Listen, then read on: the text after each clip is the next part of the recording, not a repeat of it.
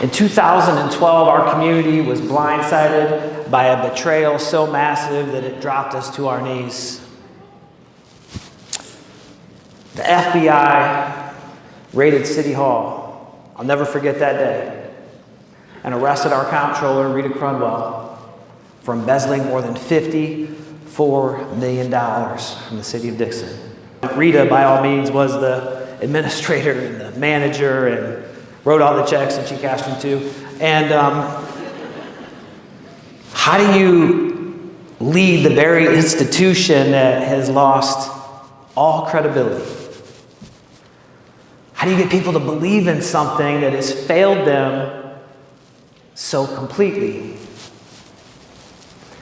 See, this wasn't about recovering stolen money. This was about restoring faith. This was about proving that our community, Dixon, our team, would not be defined by this tragedy, by this crisis, by this embezzlement, but how we chose to respond to it. And it was during this moment that a value that I learned years ago, a mindset ran through me, and that is this. It's Leadership Excellence Law number 12. When all else fails, lead. When all else fails, lead. Individuals, organizations, and communities rise and fall with leadership. The impact of leadership, the impact of each and every one of your leadership in your community cannot be overstated. As I want you to think about, who is the best leader you've ever served with? Who's the best leader you've ever worked for? What I used to ask was, what was it about that leader that made them the best leader you'd ever worked for? But now I ask something different. The best leader you ever worked for, how did they make you feel? What emotion did they drive in you? Leadership is as simple and complex as the emotions we drive in our team members. Leadership is as simple and complex as the emotions we drive in our team members. Here's the thing. Every interaction we have with another person, we leave a mark, we leave an impression, we drive an emotion. And that mark and that impression and that emotion is what I refer to as the emotional stamp. And that emotion might be trust, it might be hope, it might be confidence, it might be empowerment. But it also might be fear, anxiety, distrust, disgust. Here's what I want to do. That leader that's in your head, on the count of 3, I want you to yell out their first name. 1, 2, 3. Well done. I will never forget how that emotion and what he did and the way he touched me made me the person I am today. Because you see, Lieutenant Olforts, he understood leadership wasn't about rank, it wasn't about power. It wasn't about control, and it wasn't about authority. It was about service. It was about presence. It was about purpose.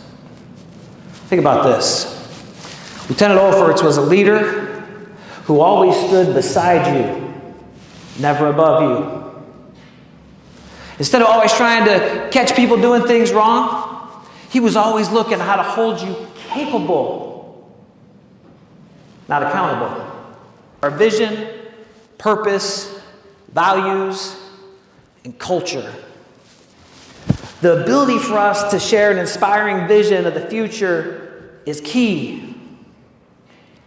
Vision provides clarity. It inspires hope. It energizes teams.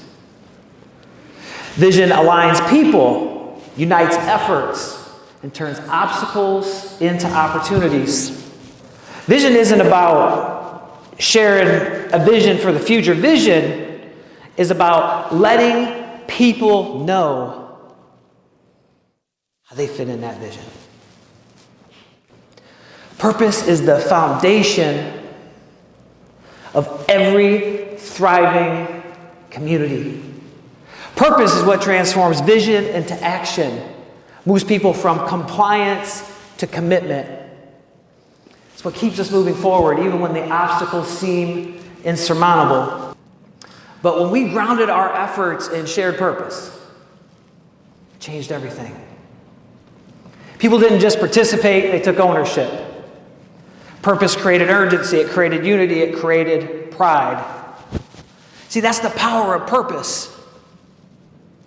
Purpose is what turns groups of people into teams. It's what turns cities into communities. And it's what turns communities into unstoppable forces. The pathway to excellence is not achieved alone. No leader, no organization, no community can thrive in isolation. Many have tried and they have failed. And the very best leaders realize that we don't have to know everything.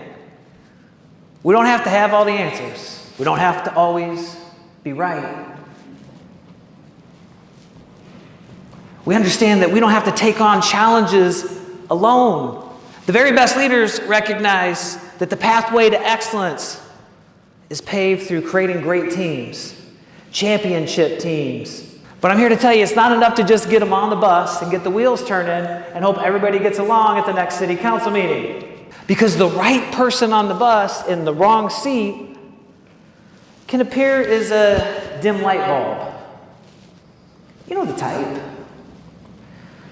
Nice guy, good intentions, but something just isn't lighting up. The right seat is not about title or authority or status.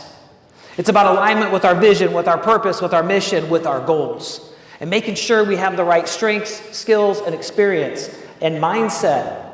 And when we do, we're no longer a bus of 17 drivers fighting over the wheel.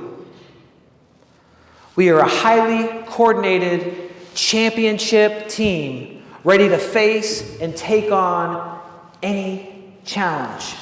When challenges come, and they always do, it's the relationships that we've built that will help carry us forward. The very best communities don't find themselves complaining or worrying about what they don't have.